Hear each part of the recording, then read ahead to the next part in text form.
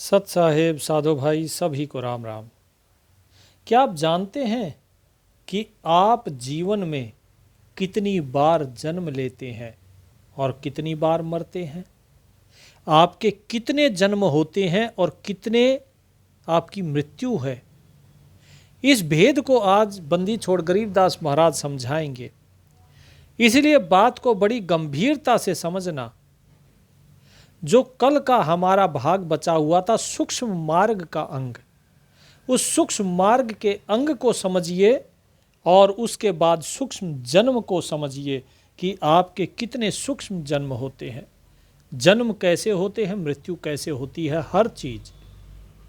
क्या कहते हैं साहेब? कहते हैं गरीब पदमपुरी पर शेष, पदमपुरी है शेष पर ताका कहूँ बियान, शंख सुरन तप करत है बचन हमारा मान। 9 करोड़ लग लपट है उठत गंध गलतान, शिखर समाध शून्य घर बैठे हंस अमान। कि भाई कोई एक दो पुरी नहीं है, पद्मों पुरी है। पद्म का मतलब कमल भी होता है और पद्म का मतलब जो गिनती में आता है ना, पद्म 10 पद्म, नील 10 नील, शंख 10 शंख, इस प्रकार से खरब के बाद आता है पद्म। फिर क्या कहते हैं कि पद्मपुरी है शेष पर, कि जो शेष है, शेष के ऊपर शीश पर कितनी पुरियां हैं? बोले पद्मपुरी। कहीं शिवपुरी है, कहीं विष्णुपुरी है, इस प्रकार करके अनेकों अनेक पुरी हैं। बोले उनका वर्णन सुनो, उनका बयान सुनो। क्या? कि शंख सुरन, सुरन अर्थात देवता, सुर, कि शंख सुरन तप करत है बचन हमारा मान। कि शंखों देवता तप कर रहे हैं उन पुरियों में उस परमात्मा के दीदार के लिए, और ये हमारा सत्य वचन मानो। ये मत समझना कि केवल एक पृथ्वी है, 21 ब्रह्मांड हैं और 21 के 21 ब्रह्मांड के अंदर आप जरा सोचिए, अपने ही एक ब्रह्मांड के बारे में हमें ज्ञान नहीं है। अगर आप बिजली छोड़िए, जो प्रकाश है, प्रकाश की गति से भी अगर चलेंगे 3 लाख किलोमीटर प्रति सेकंड, तो भी आपके 10,000 प्रकाश वर्ष बीत जाएंगे, लेकिन फिर भी आप जो है उस सतलोक तक नहीं पहुंच पाएंगे। क्योंकि साहेब कहते हैं 16 शंख पर तकिया हमारा, सुन्न हमारी शैली। कि 16 शंख कोश पर अर्थात 48 शंख किलोमीटर पर वो सतलोक है।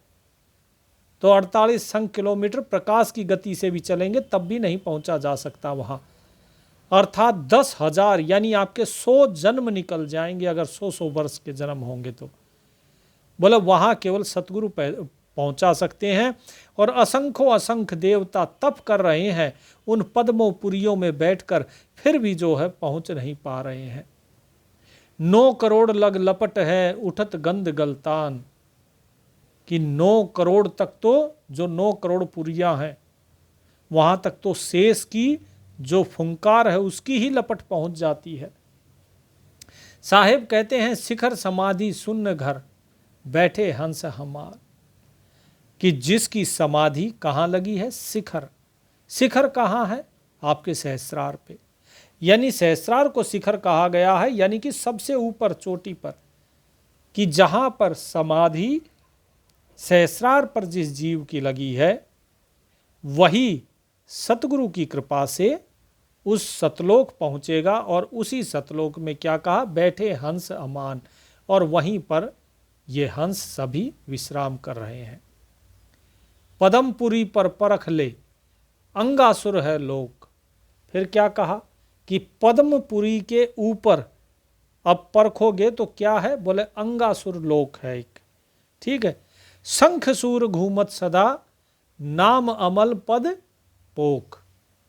उसके अंदर भी असंख्यों देवता घूम रहे हैं। अब सूर मतलब यहाँ पे सूर, कुछ लोग सूरज को कहते हैं, कुछ लोग सूरवीर को कहते हैं, और सूर का अर्थात यहाँ पर क्या बताया? देवता। कि शंख सूर घूमत सदा, नाम अमल पद पोक, वे नाम का अमल उस पद में वे रहते हैं नाम के सुमरन के द्वारा। नाम अमल, अमल अर्थात नशा, जैसे शराब पी जाती है ना, तो उसका एक नशा हो जाता है।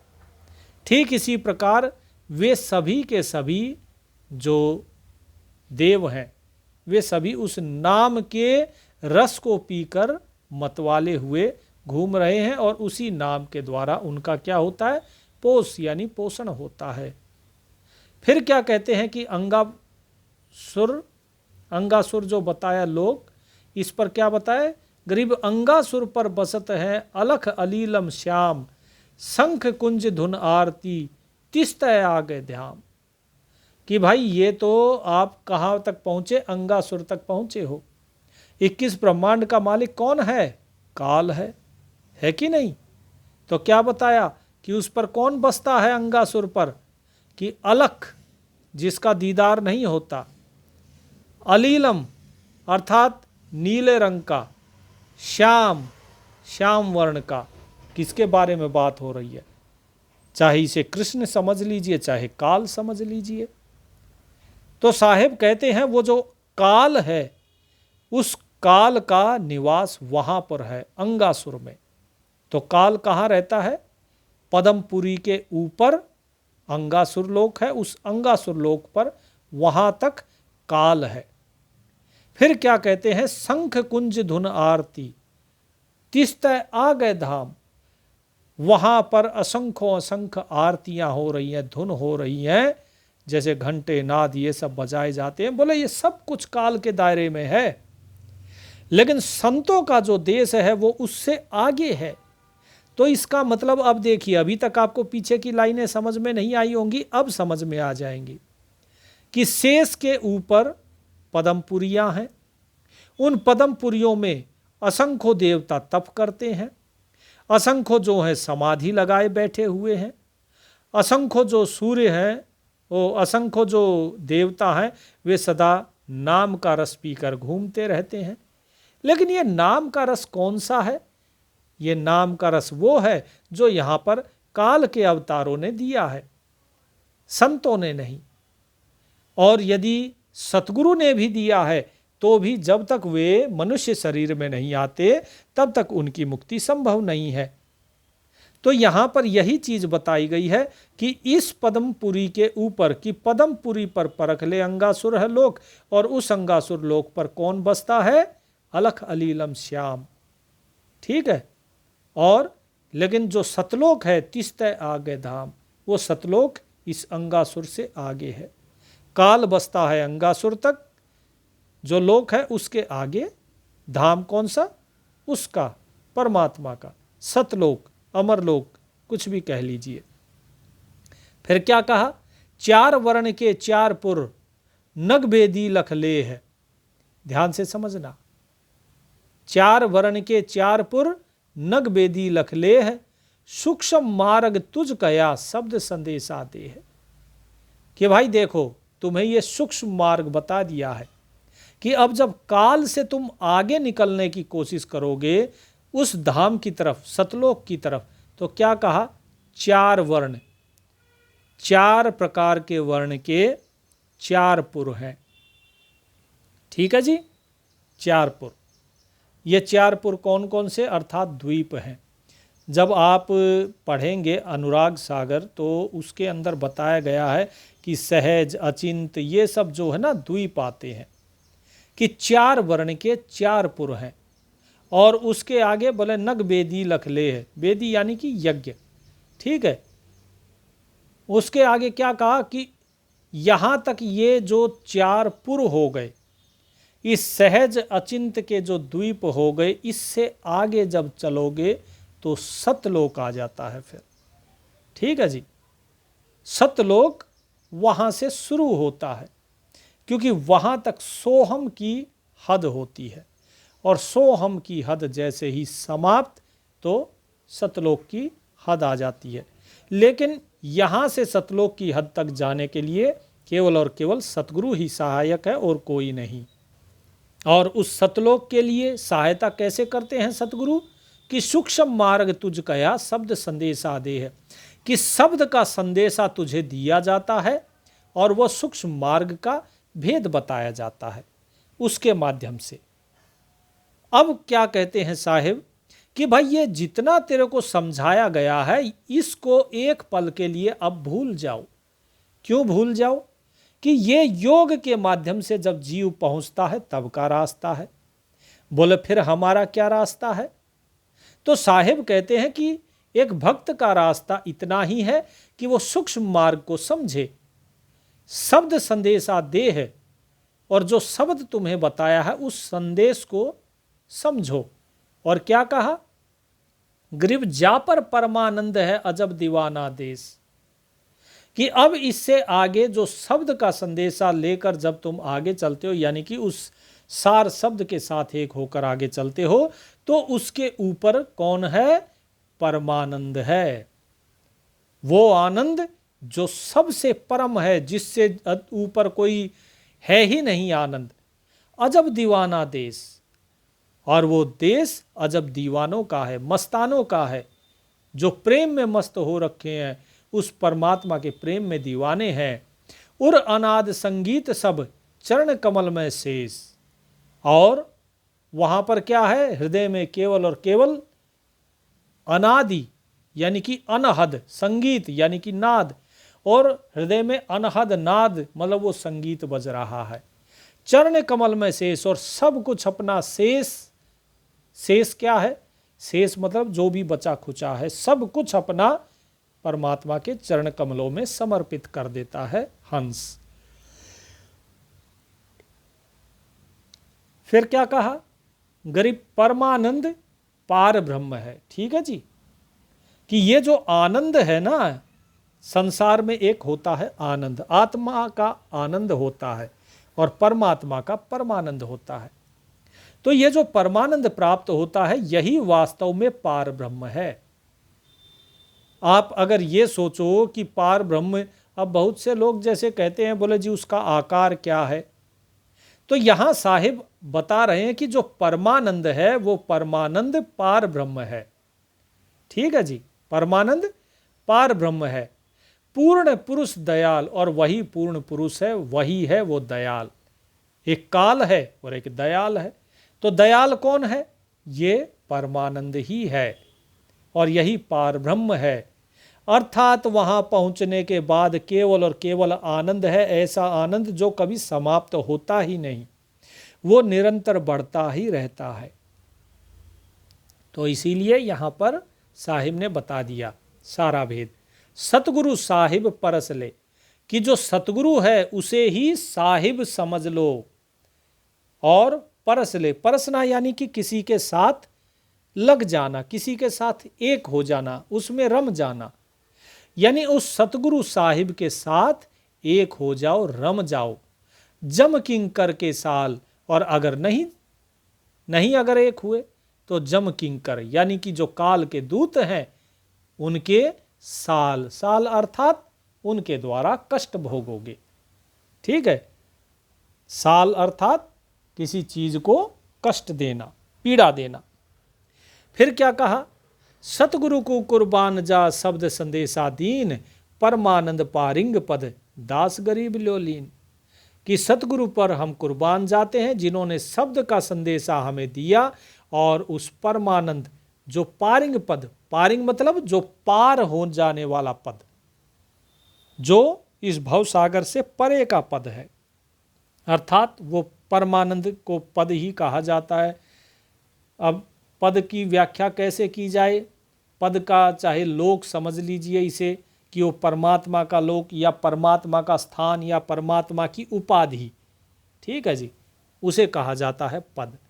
तो उस परमात्म तत्व के पद को हम प्राप्त करते हैं, और दास गरीब ल्योलीन, और ये गरीबदास उसी में ही ल्योलीन है। तो यहाँ बंदी छोड़ गरीबदास महाराज ये सारा भेद खोल दिया। अब आते हैं आगे। आगे क्या कहा? सूक्ष्म जन्म का अंग। तो सूक्ष्म जन्म का अंग क्या है? पहले इस भेद को समझिए। सूक्ष्म का अर्थात जो बहुत ही बारीक है, जो कि हमें समझ में नहीं आता है। हम उसका रोजाना अनुभव करते हैं लेकिन फिर भी हम उसे समझ नहीं पाते। ठीक है जी। कैसे? इसको समझना बहुत जरूरी है, क्योंकि जब तक जीव सत्य को नहीं समझेगा, विवेक का इस्तेमाल नहीं करेगा, तब तक मुक्ति असंभव है। क्योंकि सत्य को नहीं समझेगा तो ज्ञान नहीं होगा, और बिना ज्ञान के ना तो भक्ति मुक्ति देती है, ना ही बिना ज्ञान के आपका कोई भी कर्मकांड मुक्ति देता। कोई मुक्ति नहीं दे सकता। भक्त को भी अंत में ज्ञान ही होता है, ज्ञानी को भी ज्ञान ही होता है, योगी को भी ज्ञान ही होता है। बिना ज्ञान के योगी कहता है अहम ब्रह्मास्मि, कि मैं ही ब्रह्म हूँ और कुछ नहीं, और यहीं वो धोखा खा जाता है। ठीक है जी।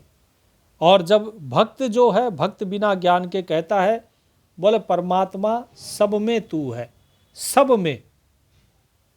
लेकिन ज्ञानी ये जानता है कि सब कुछ तू है, सब कुछ तू है।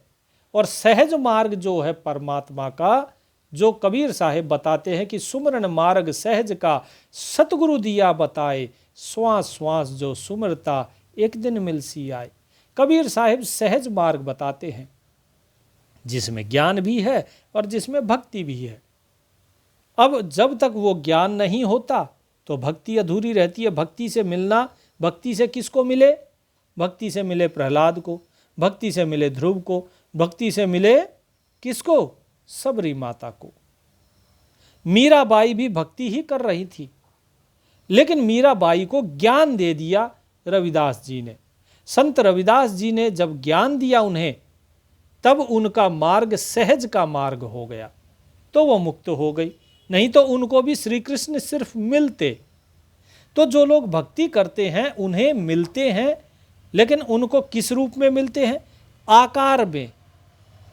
जो भी काशी के लोग थे उन्हें कबीर साहिब का आकार दिखाई दिया। जो छुड़ानी धाम के लोग थे उन्हें बंदी छोड़ गरीबदास महाराज का आकार दिखाई दिया, लेकिन उस परमात्म पद को नहीं पहचान पाए वे। क्योंकि दर्शन प्राप्त करना एक अलग चीज होती है और वास्तव में मुक्त हो जाना एक अलग चीज होती है। भक्ति में भाव की प्रधानता होती है, और ज्ञान जो है, ज्ञान सभी चीजों से परे होता है। ज्ञान रूपी स्वयं परमात्मा है, और परमात्मा स्वयं आनंद रूपी है। लेकिन भक्ति के बिना ये ज्ञान भी पूर्ण नहीं होता। तो इसीलिए भक्ति और ज्ञान दोनों एक दूसरे के पूरक हैं। तो जो भी भक्ति करता है उसको ज्ञान होना जरूरी, और जो ज्ञानी है उसे प्रेम होना, भक्ति होना जरूरी है। और जो कि साहिब क्या कहते हैं कि प्रेम भक्ति गुरु रामानंद ल्याए, करी कबीर भरपूर। उस प्रेम भक्ति को कौन लेकर आए? स्वामी रामानंद जी। और कबीर साहिब ने उसी प्रेम भक्ति का ही गुण गाया। तो क्या रामानंद जी और कबीर साहिब की भक्ति में क्या फर्क है? बस इतना ही फर्क है कि एक सगुण उपासक और एक निर्गुण उपासक। बस सगुण में शरीर का दर्शन होता है, आकार का, उसी परमात्मा का प्राकट्य होता है, आकार रूप उसका दिखाई देता है। और जबकि निर्गुण में स्वयं ये आत्मा उस परमात्मा में समा जाती है। तो अब देखते हैं सूक्ष्म जन्म का अंग। तो क्या कहते हैं? गृभ सूक्ष्म मनोरथ उठत हैं, पल पल माहि विमान। ये कि द्योस बहु जन्म है, लख 84 मान। क्या कहा आगे? सूक्ष्म मनोरथ चलत हैं, पल में 100 बार। तू जाने नर देह है, भया जात है धार। गृभ सूक्ष्म मनोरथ चलत हैं, पल पल माहि अनेक। जहाँ जहाँ मन जात है, जेते ही धर भेख। अनेक जन्म दिन में धर, सूक्ष्म लहर शरीर। नर से पशुआ होत है, कुबुद कुटुल की भीर। ध्यान से समझना बात को। कहते हैं कि सूक्ष्म मनोरथ उठत हैं, मन के अंदर मनोरथ उठते हैं सूक्ष्म रूप से। पल पल माहि विमान, और पल पल में इन मनोरथों के विमान उड़ते हैं। जहाज उड़ते हैं, अर्थात कल्पनाएं चलती रहती हैं। कहते हैं एक द्योस बहु जन्म है, कि एक ही दिन के अंदर बहुत से जन्म हो जाते हैं। 1,84 मान, 84 लाख समझ लो कि 84 लाख जन्म होते हैं। योनियां 84 लाख है ना, ये 84 में जीव एक ही दिन में घूम लेता है। देखिए क्या कहा, सूक्ष्म मनोरथ चलत हैं पल में 100 बार। बोले दिन में 100 बार चलते हैं। तू जाने नरदेह है भया जात है धार, कि इंसान ये सोचता है कि मैं ये मनुष्य शरीर है, बोले ये मैं हूं। बंदी छोड़ महाराज कहते हैं कि नहीं भाई, तू तो बाहर भाग रहा है, तू नरदेह कहाँ है। जब तू कुत्ते को देखता है तो तू कुत्ता बनता है, गधे को देखता है तो गधा बन जाता है। कभी किसी के जैसे काम कर रहा है, गधे की तरह तू जो है काम करता है सारा दिन, तब तू गधा होता है। और जब तू भौंकता रहता है बिना बात के तो कुत्ता होता है। साहेब एक एक चीज बताएंगे कि ये जीव एक ही दिन में कितनी बार जन्म लेता है, कितनी बार मरता है। ऐसा मत सोचना कि ये मनुष्य का जो शरीर है ये आप हो। साहेब कहते हैं कि सूक्ष्म मनोरथ चलते हैं पल पल माही अनेक, जहां जहां मन जात है तेते ही धर भेक। जहां जहां आपका मन जाता है उतने ही ये मन शरीर धारण करता है, उतनी ही बार ये जन्म लेता है और उतनी ही बार मरता है।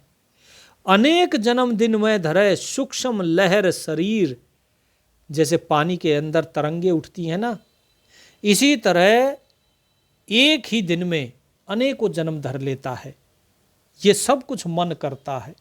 मन के अंदर लहरें उठती हैं और क्या कर देती हैं कि नर से पसवा होत है कुबुद कुटिल की भीड़, कि कुबुद्धि और कुटिल लोगों की भीड़ जमा हो रखी है और नर से पशु हो जाता है ये जीव।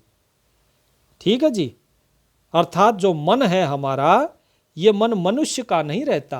क्रोध आता है तो ये पशु हो जाता है, हिंसात्मक प्रवृत्ति हो जाती है इसकी। जैसे कुत्ता भौंकता है इस प्रकार से ये भौंकता है। कुबुद्धि कुटिल की भीड़, ये क्या है, सब कुबुद्धि है और कुटिल व्यक्तियों की भीड़ है इस संसार में, और कुछ नहीं है, क्योंकि ज्ञान तो इनको है नहीं।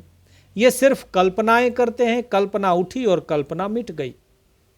साहेब कहते हैं कि जहां जहां मन जात है तन भी जात विशेष, नर नारायण देह तज कीट पतंग अनेक।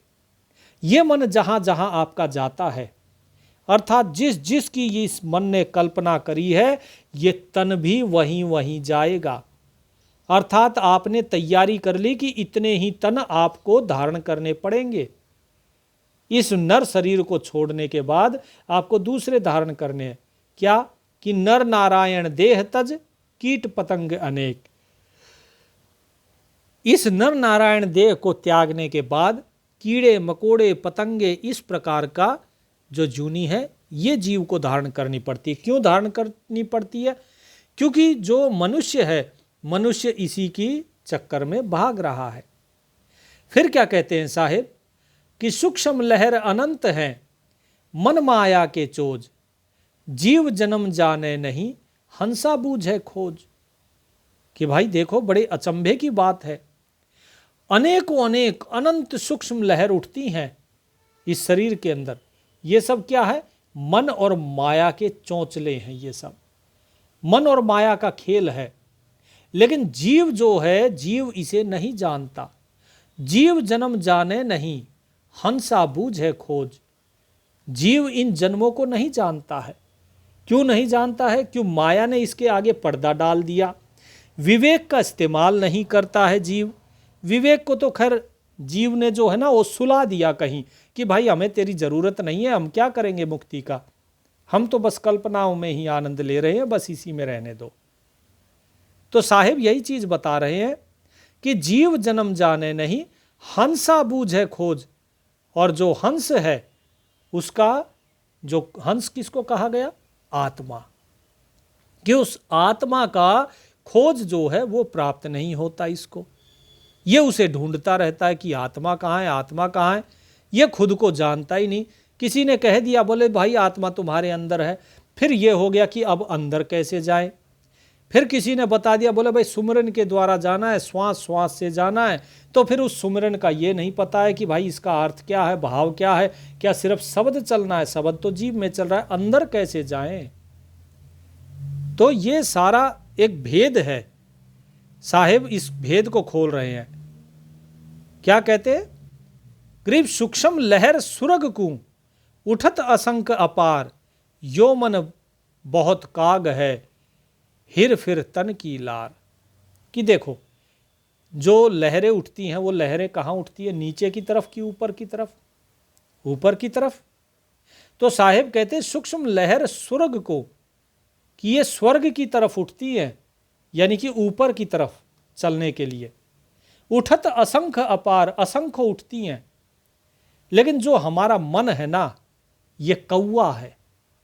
ये क्या करता है? ये मांस खाने की इसको जैसे कौवे को आदत होती है ना, इसी तरह इस मन को भी इस चमड़ी की आदत हो गई, अर्थात इस चाम के शरीर की।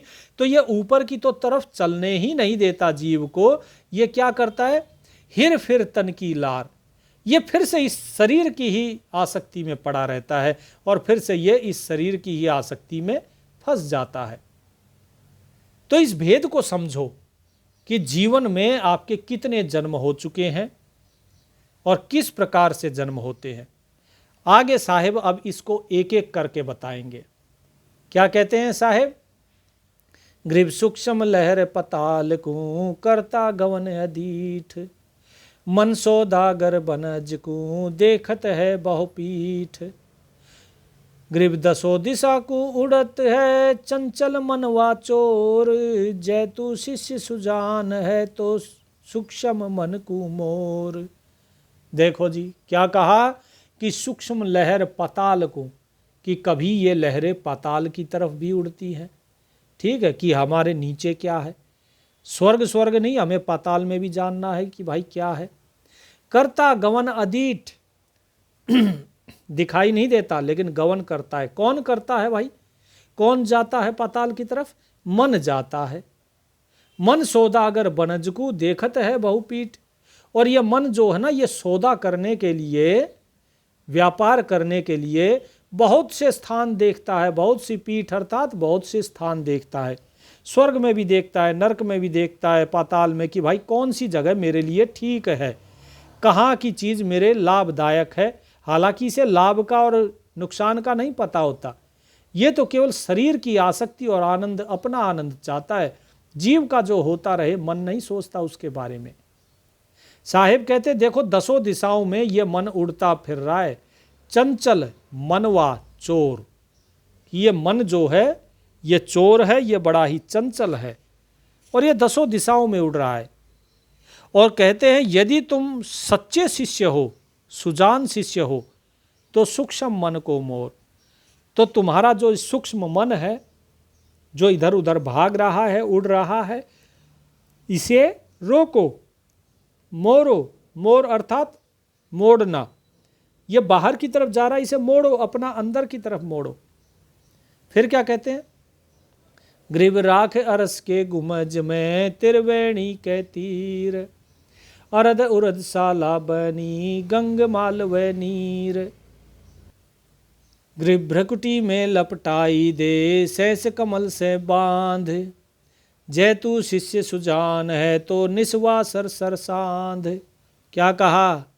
साहिब कहते हैं कि इस मन को मोड़ो और इस मन को मोड़ने के बाद कहाँ रखो? अर्श के गुमज में। गुमज अर्थात गुंबद, अर्श अर्थात चोटी पे, ऊपर, नीचे मत जाने दो। ऊपर कहाँ? कि त्रिवेणी के तीर, जो आपकी त्रिवेणी है, त्रिकुटी है, बोले उसके किनारे, यानी अपनी त्रिकुटी पर इस मन को ठहराओ। और अरद उर्द साला बनी गंग माल व नीर, ऊपर और नीचे ये दोनों क्या है? ये सभी चीज़ें पवित्र हो जाती। साला अर्थात पवित्र, शुद्ध। ठीक है, कि फिर आपका अंडपिंड सब शुद्ध हो जाएगा। गंग माल व नीर, और जिस प्रकार से गंगा जो होती है, गंगा के नीर में जब कोई डुबकी लगाता है तो कहते हैं ना, बोले जी हमारे तो पाप धुल गए। उस गंगा में धुले न धुले, लेकिन इस त्रिवेणी के तीर पर जब इस मन को ठहराया जाएगा तब आपका अर्ध उर्ध ये दोनों शुद्ध हो जाएंगे। फिर साहिब क्या कहते हैं? साहिब कहते हैं भ्रकुटी में लपटाई दे, भ्रकुटी में लपटाई दे सहस कमल से बांध, कि भ्रकुटी पर इस मन को लिपटा दो अब, ताकि ये यहां से डिग ना पाए। सहस कमल दल बांध, और जो सहस्रार कमल है उससे इसको बांध लो मन को, कि ये नीचे ना जाए, ये जाए तो सिर्फ ऊपर ही जाए। क्या कहते हैं? जय तू शिष्य सुजान है तो निस्वा सर सर सांध, अगर तुम सच्चे शिष्य हो तो दिन रात, सर अर्थात तीर, सांध अर्थात तीर साध कर रखना, कि जिस प्रकार तीर से शिकार किया जाता है इसी प्रकार ज्ञान के तीर से और नाम के तीर से इस मन का शिकार करो, इस मन को ऊपर लगा कर रखो। फिर क्या कहा? गृभ्रकुटी भौरा गूंजे ही, या पोपन कर लीन, फेर बहुर निकसे नहीं, जो दरिया मदमीन। कि भ्रकुटी के अंदर फिर क्या है? भौरा गूंजे ही, भंवर की गुंजन की आवाज आएगी। तो भ्रकुटी के अंदर जब भौरे के गूंजने की आवाज आएगी, उसकी गुंजन की आवाज आती है, बोले या पहुपन कर लीन, ठीक है। तो उसे क्या है? वो पुष्प जो होता है, कौन सा? जो कमल है। कमल कहाँ पर है? आपकी भ्रकुटी पर। तो जो त्रिकुटी पर आज्ञा चक्र है वो खिलता है। फिर क्या कहा?